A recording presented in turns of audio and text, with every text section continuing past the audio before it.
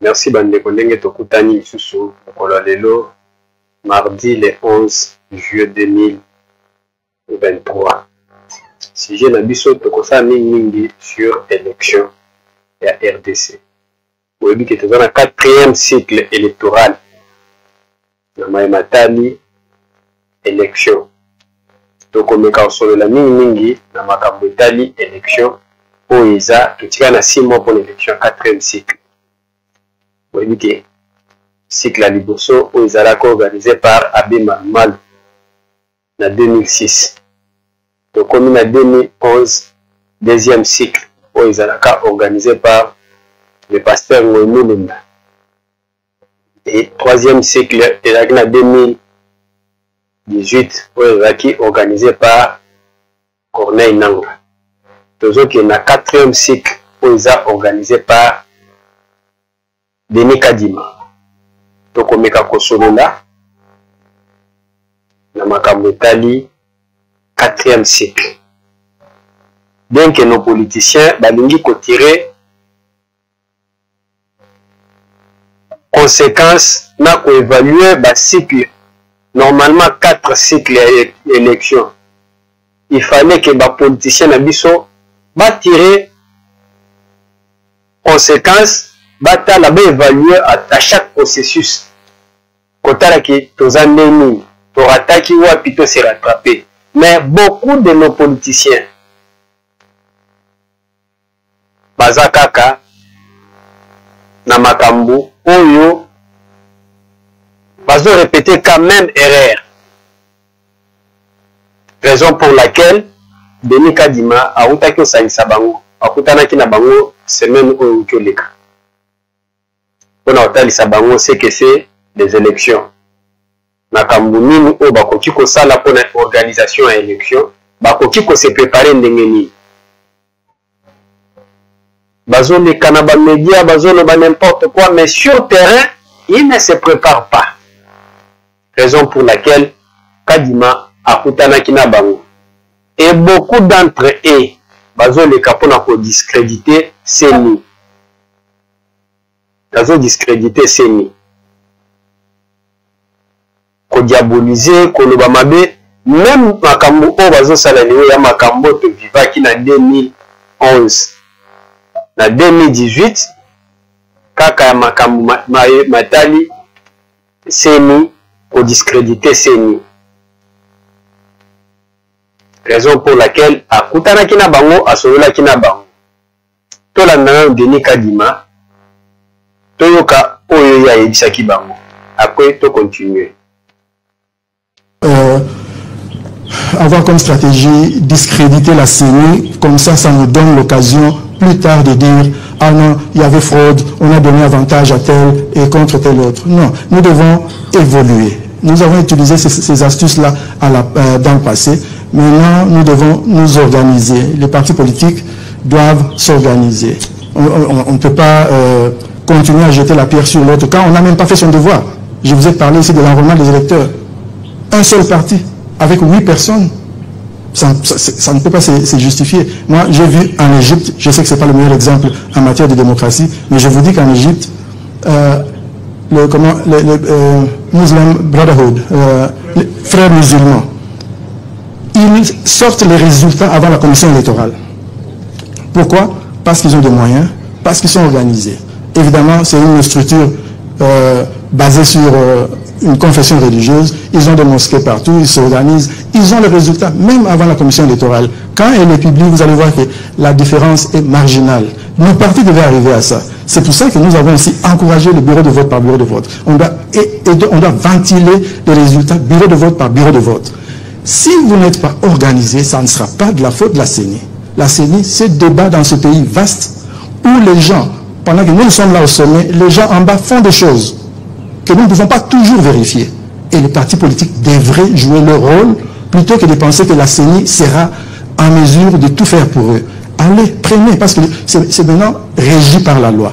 Prenez les bulletins de vote, nous aussi nous ferons notre part, mais organisez-vous. Ne rejetez pas toute la responsabilité sur la CENI, parce que j'ai vu même quand le policier demande de l'argent aux gens, les gens disent « Oh, la CENI !» Mais c'est... C'est notre société. C'est notre société, elle est pourrie, nous le savons. Nous le savons, elle est pourrie. Vous savez combien de gens me demandent de les nommer? Vous n'avez aucune idée. Les gens sont là en train de dire la société est pourrie, nous devons le comprendre. Et parfois quand on dit aux gens, nous ne pouvons pas faire ça. Les gagnants seront les gagnants. Il n'y aura pas d'élus nommés. Nous le disons. Et les gens ne nous croient pas. Non, on ne le fera pas. Je vous dis, rappelez-moi ce que je vous dis ici. Nous avons dit à ceux qui pensent que la fraude électorale sera encouragée par l'équipe qui est en place. Ça ne se fera pas. On peut aujourd'hui... enfin, anyway, laissez-moi dire autre chose, deux choses avant de terminer. En une minute, je le dis. Par rapport au BRTC, Bureau de réception et de traitement de candidature, nous n'avons pas le temps de prolonger. Parce que là aussi qu'on voit le désordre au niveau des partis politiques. Je pense que NDI a vraiment du pain sur la planche. Je ne sais pas où Daniel est. Oui, vous avez du pain sur la planche. Vous savez, nous avons déjà fait plus d'une semaine. Nous sommes peut-être au 10e jour, je ne sais pas. On avait commencé le 25, le 26. Et ils n'ont pas encore soumis le dossier. Et à la fin, on va nous demander de prolonger. Nous n'avons pas le temps de prolonger. En fait, quand on est en retard comme ça, ça signifie déjà que c'est un problème d'organisation. Le problème d'argent, si vous avez un problème d'argent, hein, je comprends, il y a un problème d'argent, il n'y a pas que le problème d'argent, parce qu'il y a cette possibilité d'avoir les femmes sur votre liste. 50%. Pas partout. Les femmes sont partout. Les femmes sont partout, comme les hommes. Non, non, c'est une opportunité. Si vous n'avez pas d'argent, prenez le raccourci. Les femmes sont là. Mettez-les sur la liste, formez-les. Demain, elles seront tout aussi bonnes que vous l'êtes aujourd'hui. Alors, ça, c'est pour le BRTC. Il n'y aura pas de prolongation. Deuxième et dernier point. Le 20 décembre 2023, nous aurons des élections dans ce pays. Je vois, il y a beaucoup de prophètes qui disent qu'il n'y aura pas d'élection. Il y en a vraiment beaucoup. Je n'ai rien contre les prophètes, mais on nous dit qu'il n'y aura pas d'élection. Moi, je vous dis que sur le plan technique, nous sommes prêts. Notre difficulté, il est d'abord sécuritaire et puis financier.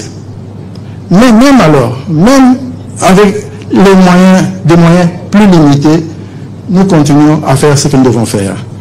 Donc, le 20 décembre 2023, ne dites pas que je ne vous l'ai pas dit. Et je le dis depuis day one. Je le dis depuis le premier jour. Et parfois, on ne me croit pas. Je le répète. Mes frères des partis politiques, mes sœurs des partis politiques, soyez prêts. On ne va pas reculer et c'est pour le bien de notre pays. Je vous remercie.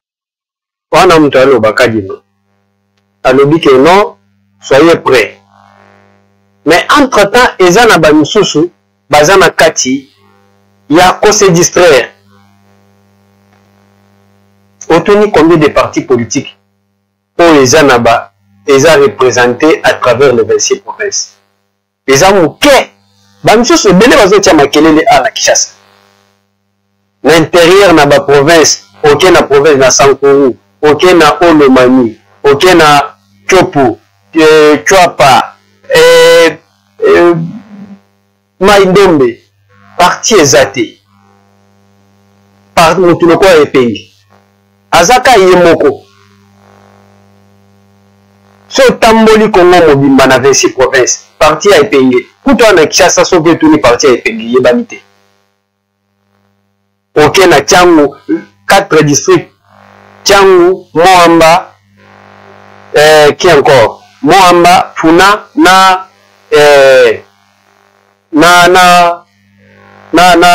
nini? Tchangu, Funa, Moamba, na district ya nini? Et Bazate. Entre-temps, Moutouana, je ne parle pas de 4 districts. Tozo Zouakaka, 26 provinces. Si on avait 4 districts, parti à Moutouana Ezate. Ozu Moutouoko Alisanga Bonganga. Il a un parti politique. Ce qui est même plus de 5 Congolais. Baïdi Kombo Yaba. kaka na Kinshasa bayebi ko moi parti ya lisanga bongonga te ozwi parti lokwa parti ya olenga nkoi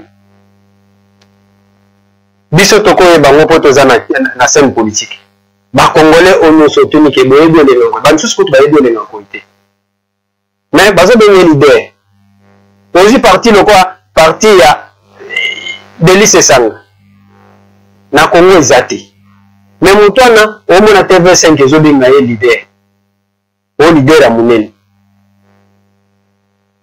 donc baventure eleki au lieu de se préparer pendant 5 ans bazwi temps ya se préparer te bazwi temps ya kocontester kaka ndenge bacontestaka élection raison pour laquelle omoni ayembisi bango pe afandisi bango Kadima ayebisi bango en face ayebisi bango ke non bo respecter nga ndenge nazo respecter pe bino oma mutu lokwa Martin Fayulu alongwi awa inde ake États-Unis po na okende sengela Denis Kadima sanction ko sengela Augustin Kabuya sanction donc il ne sait même pas que sanction ezani na senga sanction pour nani donc je comprends Martin Fayulu azana kati ya kokopier makambo donc azana opposition oyo ya série ya Kabila ne biloko azana kati ya kokopier mais or que régime s'est changé régime ya Kabila na oyo kiseke des années moko te mais linga copier Kabila kwa kala au lieu de s'adapter na situation de l'air ni azo copier kama makambo akala Kadima na organiser élection te mais aucun qui la sanction na kati ya vidéo Kadima ye moko zo témoigner donc oh Kadima et ses amis donc mutu loko epengé aleki même na ba opposant bazo leka na ba plateau ba télévision oh Kadima akozo baninga na ye baye ko auditer fichier on a place à OIF donc otala ke ba politicien bayebi te ke OIF azalaka na nini azalaka na structure moko ya audition ya élection te ya fichier électoral te OIF a recrutaka bato donc mpona bango bayebi te bazo étaler ignorance ke OIF aya koauditer on dirait OIF azalaka na structure moko yango nde ainsiste ayebisi bango ke bo respecter nga ndenge nazo respecter pe vous êtes des responsables la peine naza responsable bo respecter nga nous allons gérer ce processus avec intégrité. D'ailleurs je vous entends crier non ils vont faire ceci fraude processus chaotique. Vous êtes trop dur dans vos jugements, dans votre jugement. Vous êtes trop dur. Moi, je vous dirais, vous êtes un leader. Les gens vous écoutent. Les gens vous suivent. Mais respectez-moi aussi. Vous ne pouvez pas vous mettre à la radio, dire des méchancetés sur moi. Vous ne pouvez pas, un des leaders, aller aux États-Unis demander des sanctions contre la personne de Kadima. Non, ne personnalisons pas les choses. Je n'ai pas peur de ces sanctions. Pourquoi? Parce que je sais que jusque-là, j'ai travaillé avec intégrité. Et je continuerai à travailler avec intégrité. Moi, je vous demande vraiment, j'ai demandé ça aussi aux 4 leaders et à M. Mouzito. Nous ne pouvons pas aller de cycle en cycle en nous attaquant à titre individuel. Il faut sanctionner tel, il faut... Non, non, non, non. Moi, j'ai toujours ouvert ma porte. C'est ceux qui n'ont pas voulu de moi, qui n'ont pas voulu venir. Maintenant que c'est fait, on pourra trouver un terrain d'entente, mais dans le respect de l'indépendance de la CENI. Tous, nous voulons aussi la transparence, bien sûr, mais n'oublions pas que c'est une institution indépendante et les législateurs l'ont voulu comme tel, ce n'est pas par hasard. C'est ce qui fait que quand nous avons vu un communiqué du ministère de l'Intérieur demandant déployant des agents dans des bureaux de réception et de traitement des candidatures, nous avons du coup instruit notre personnel de ne pas les accepter dans nos installations. Parce que nous sommes une institution indépendante. Jugez-nous par nos actes. Heureusement, peuple congolais, Azadianir. Peuple congolais, Azadianir, pour biloko bazo sala et à biloko basala kala. Babanda que sala. Donc, tout, va répéter Makambo basala en 2018. élection. Donc, ceux qui ont de bien, opposition, bazana posa ya kokende élection. Bazana posa ya kokende élection. Donc, nenge bazana posa élection. Moyen bazela ba fan na boye ezati. Donc, bakomi koluka ba prétexte à tout moment. Donc, ceux qui ont dit bango, nous allons revenir. Makambo bazo sayani au audit affiché électoral et boye na boye. Bolanda Moïse Katumbi na 2018. Comme message à bandaki opesa na population. Boyo kakeno ezaka quand même méthode o ba changer te bazongeli kaka même méthode ne bazongeli pona makambo tali élection. Goma, batoto wa Manyema, batoto wa Bukavu, batoto wa Kisangani, batoto wa Katanga, batoto wa Beni, Jambwe. Ninaita leo, inaita maprovinsi yote na mavili ingine Kalemi, Fizi, Fuati yote. Na mita basi munateswa, surtout Beni, kuwa bantu kunapita. Kama ile maelection ya kweli, credible, inclusive, transparente, ile mashida itakontinue. Mashini tunaikatala ile mashini atriche parce que mina yo niko déterminé ya kuchanger mambo mukini. Donc mkue prezo ile marche ile mukini italibere mishi wenyewe. Tunaenda pacifiquement fwashi yote mapili yote mabama ataje juu ya msoko na sima leo nijisakrifie juu ya pili yangu mzuri. Mwe batoto babiana surtout ba étudiants leo mwana maiza masomo hakuna kitu malgré ma richesse ya Kongo. Ile mina mlomba ni ya kusema shire kote ya opposition kuko unité ya opposition mais tutawila ma élection paka na détermination yenu. Kama tunakatala ile machine atriche, tunalomba barevize le fichier électoral corrompu.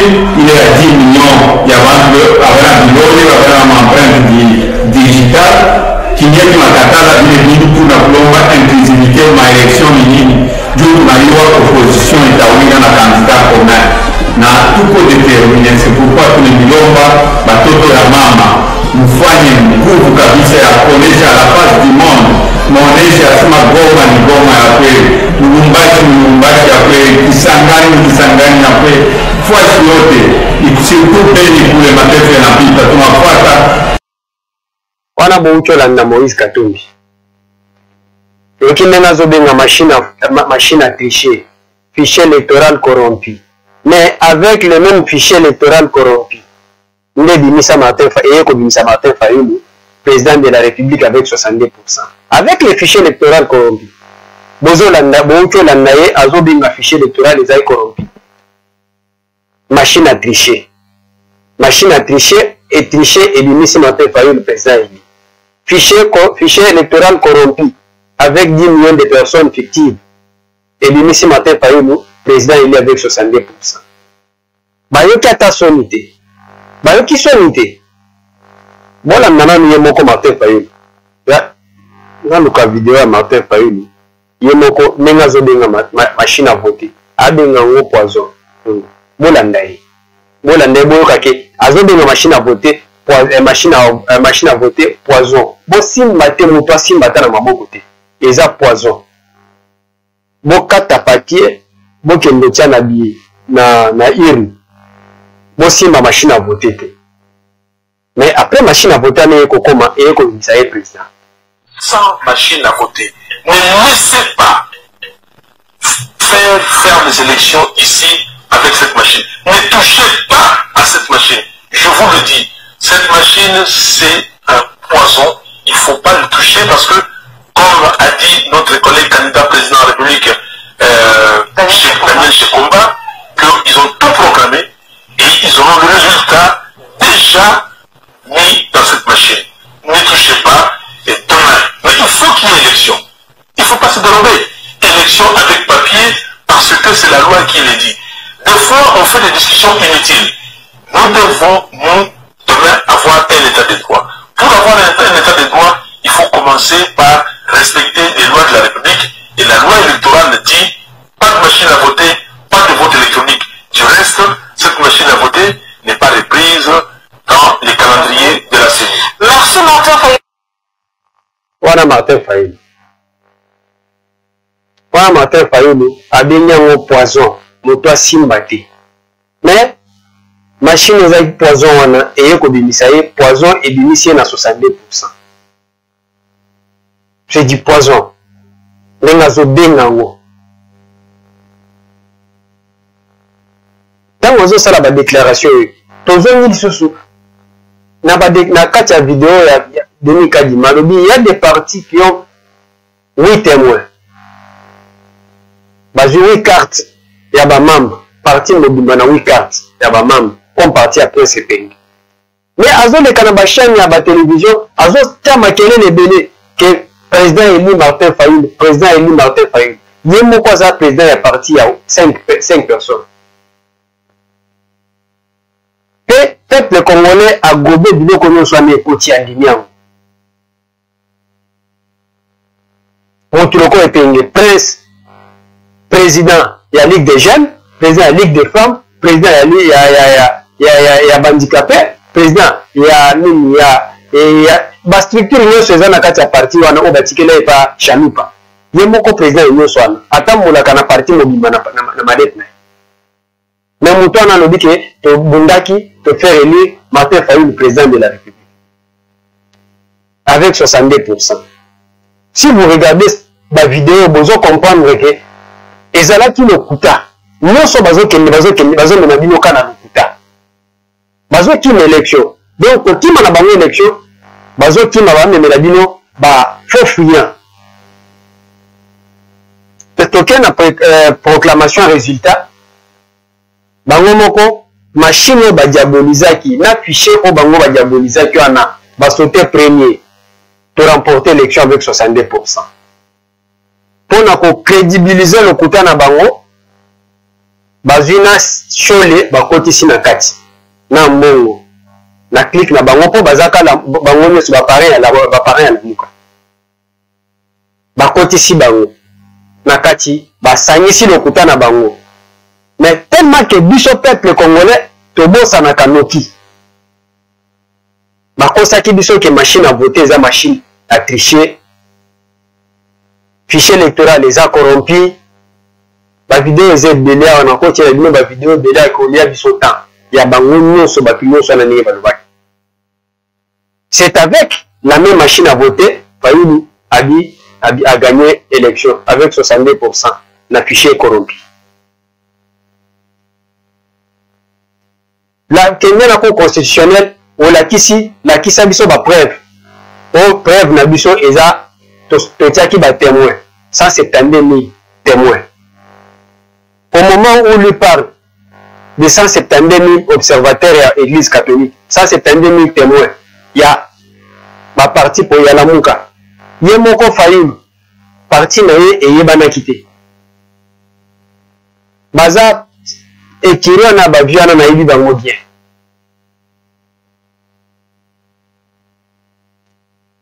Frank Djongo, Isanga Bonganga, Martin Fayulu, Délice Sanga. Nani msusu. Nani msusu. 5e eza nani. Onde kona biso aza na ba Congo nani.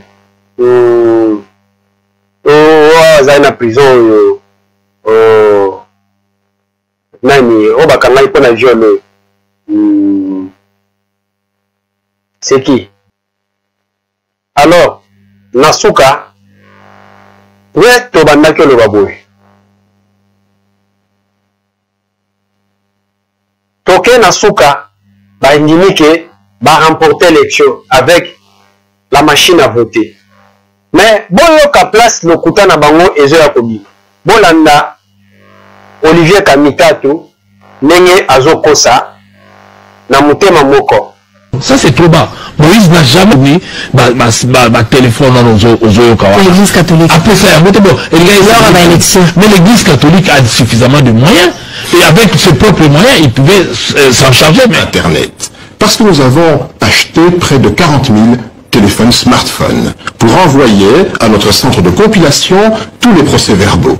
pour qu'il soit effectivement acté que nous avons acquis une grande victoire, une victoire massive pour Martin. Alors la victoire... Bolani bango mibale. Balobi ke basomba smartphone. O alobi ke tosomba te, o alobi tosomba. Ba smartphone tosomba, topesa église catholique et tosomba ba smartphone Moïse Katumbi Olivier Francis Kalombo alobi ke basomba 40 000 smartphone. Olivier Kamita toloba basomba 40 000 smartphone. Francis Kalombo aloba ke basomba de côté. Au finish, bolanda sikoyo bato balobi ke Olivier Kamitatu alobi ke basombelaki smartphone. Yo kanenge show la zolo azope sa réponse. Introduit, je ne sais pas moi. Et c'est la même chose aussi sur l'utilisation des fonds qui sont alloués. On a dit par exemple que vous avez eu beaucoup d'argent avec le processus électoral. Les 40 000 smartphones, tout ceci a été géré comment? Voilà. Hein? Vous voulez encore être chanteur de mensonges. Vous parlez de 40 000 smartphones. Olivier Kamita, je vous dis, prouvez-moi le contraire. Olivier Kamita, tu as donné même les chiffres. Je vous dis, prouvez-moi le contraire. La condition pour être observateur à la SENCO, il fallait avoir son propre téléphone. Vous pouvez faire vos enquêtes. S'il y a un seul qui prétend avoir reçu un smartphone, je dis bien un seul, veuillez nous le démontrer. Donc, Kamita doit mentir. Ok. Boki abe chole. Donc Kamita doit mentir, il a menti. Donc, mensonge na bango kaka ndenge bango babanda. Ndenge bakosa. Lokutana bango keno smartphone. Nzamba confondre bango. O alobi ke oyo tosomba, o alobi ke akosa. Donc c'est-à-dire 2023 ndenge tozoya boye peuple congolais bofungola miso. Moto akosa bino lisusu te. Ba politicien baza bato lokuta. Moto akosa bino lisusu te. A manipuler bino lisusu te. Manipulation na c'est tout un réseau, y compris Média France Monde. Bao balandaka biso to si tu expliquer bango Média France Monde, banani ba finance ankango, eza Jean Soros, Vincent Bolloré et nani Mo Ibrahim nde bato ba finance ka Média France Monde. Et qui wana Média France Monde des années les TV5, France 24, Jeune Afrique, RFI, TF1 Europe 1 nde ba chaîne oyo ya Média France Monde. Nasi na tiela bino vidéo awa. Ndenge bandaki basala marche mpona bango. Donc c'est-à-dire que bozala manipuler lisusu te. Et là on osenga bino bosabone massivement na chaîne na biso. Bosabone massivement na chaîne na biso. Ba o baza na Facebook. Bo continuer ko s'abonner na page na biso Facebook. Ba o baza na YouTube. Nazomona babonnement na bino. Merci pour l'encouragement. Na ko bengo besoin na biso besoin encourager biso. Merci beaucoup. Tokutani malasim. Ciao.